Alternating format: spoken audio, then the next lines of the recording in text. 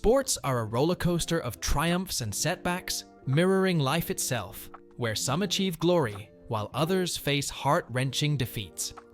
In today's video, we're delving into the world of track and field, a season filled with incredible performances and unexpected disappointments. Join us as we reveal the losers of the 2024 track and field season, analyzing their journeys and uncovering where things went wrong. What happened to these athletes who once seemed poised for success? Stay tuned as we explore the untold stories behind the statistics. You won't want to miss this intriguing analysis. Starting with the 100m women's category, Sha'Carri Richardson didn't quite meet expectations despite a season that included several strong runs. Richardson delivered 7 sub-10.8-second performances, showing consistent speed throughout the year.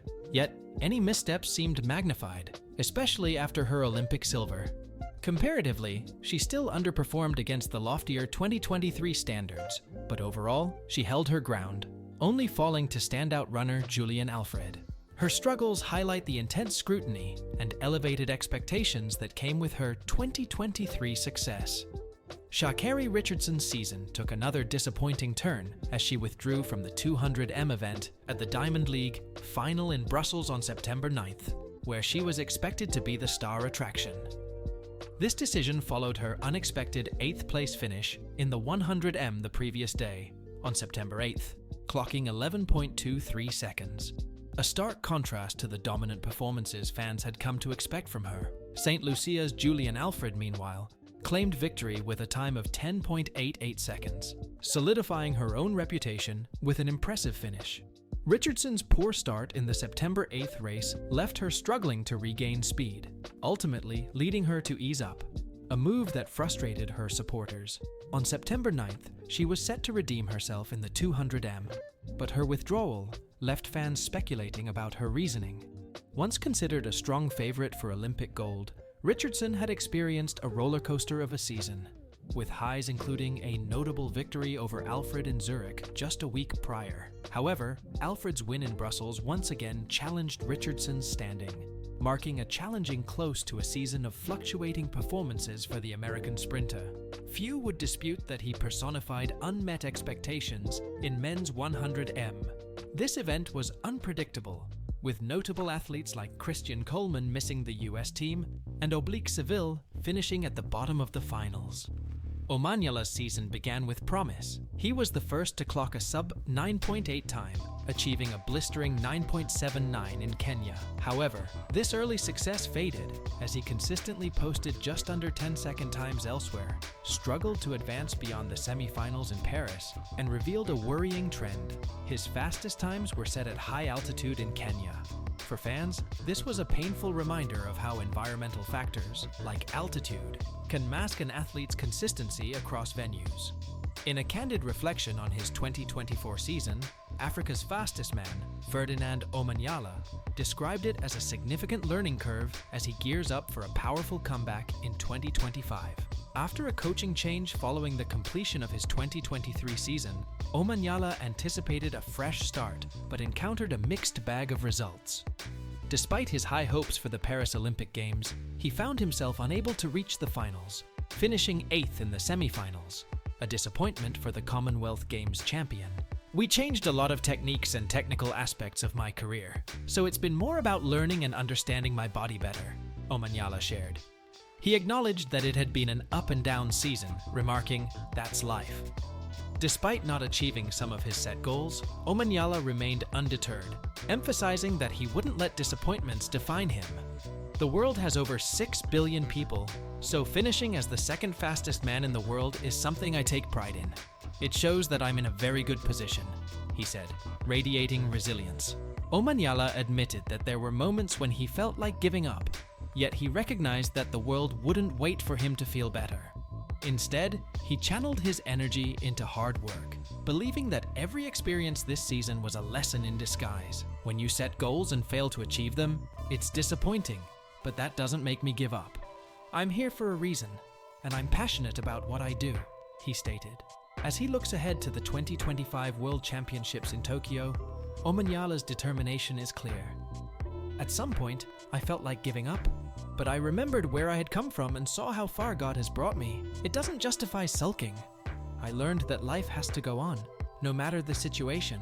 With his sights firmly set on the future, Omanyala's resilience and dedication will undoubtedly serve him well as he aims to reclaim his place among the sprinting elite. And how we can forget Noah Lyles.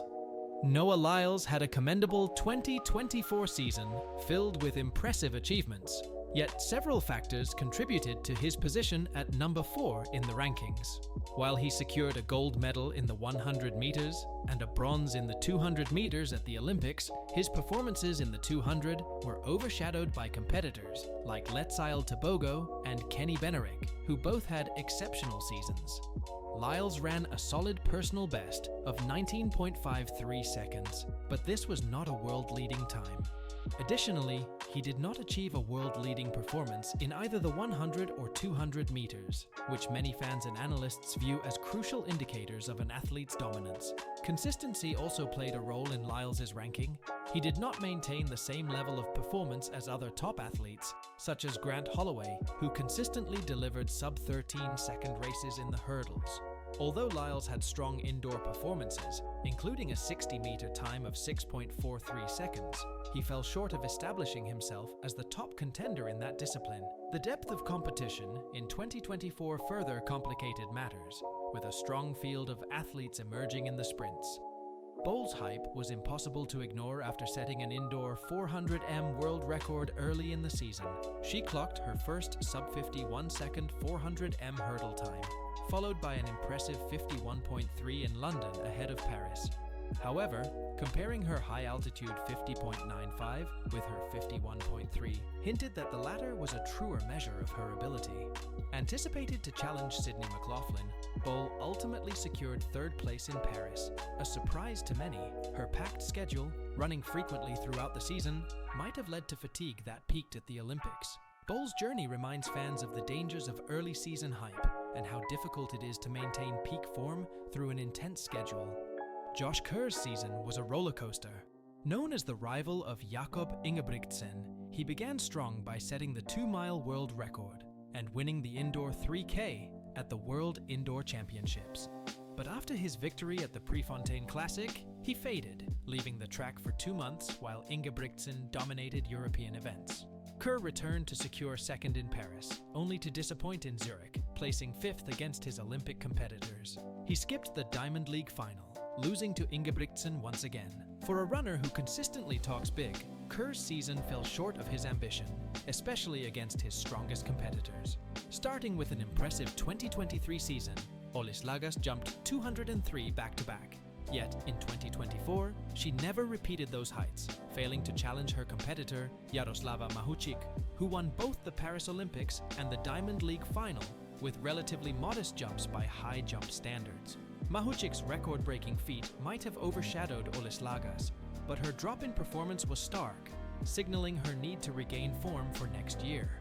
Unlike his rival Rai Benjamin, who stayed undefeated in 2024, Warholm struggled, losing both matchups against Benjamin at the Oslo Diamond League and the Paris Olympics. Known as a powerhouse, Warholm's season unraveled further when he placed second in a flat event at Worlds and lost to Armand Duplantis in a 100m exhibition race. His closest attempt to his own world record was still a second shy, leaving many questioning if his dominance was waning. While his raw talent is undisputed, Warholm's underperformance contrasted sharply with his peak abilities in prior years. As we conclude our look at the 2024 track and field season, it's evident that even top athletes face unexpected challenges. Sha'Carri Richardson struggled to meet her own expectations, while Ferdinand Omanyala dealt with mixed results. Noah Lyles, despite his achievements, found himself overshadowed by rising stars, and Femke Bol faced the pitfalls of early season hype. These ups and downs remind us that adversity is part of the sport. Moving forward, these athletes will surely take valuable lessons from this season, fueling their determination for future competitions. Thanks for joining us. Share your thoughts in the comments. Who do you think will bounce back strongest next year? Until next time, keep striving toward your goals.